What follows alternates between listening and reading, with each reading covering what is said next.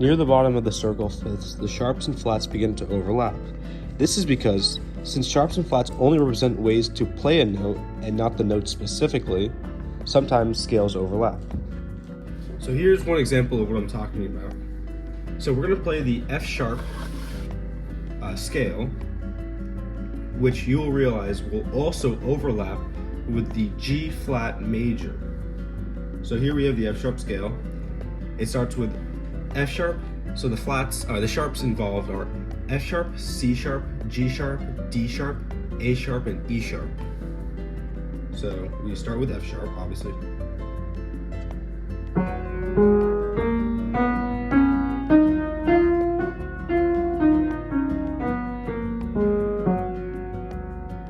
So we see F sharp, A sharp, F sharp, G sharp, A sharp, and then no B sharp, so it's, this is just regular B, and then we have C sharp, D sharp, this is E sharp, and this is just a return to F sharp. That's what F sharp is, but you can also realize that this is also how you write the G flat major, which is how they overlap. So G flat is also the same as F sharp, because both F sharp is the relation with the black key to the F is F sharp, but the relation to from the black key and the white key in G is the flat. So when you're saying G flat, you can also say F sharp, which is why they overlap. And since you're starting on the same note, you want to have the same melodic consistency, which is why both are the same. So you start with G flat and it's the same thing.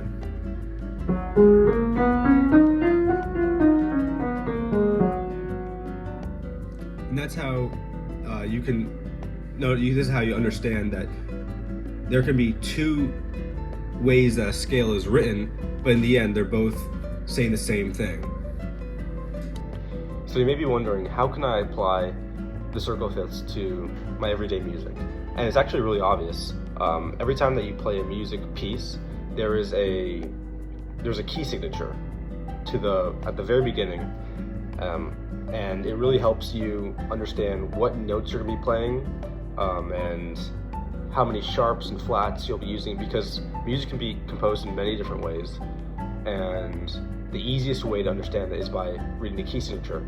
And the key signature is written just like the chords that you see on the circle fifths. So if you know that, for example, the D major scale has two sharps, then if you see a key signature with the two sharps, then you'll know that you're in the key of D. And so that's one example, and it's really helpful. And yeah, so I hope you enjoyed learning about the circle fifths, and I hope you keep practicing, and yeah, thank you.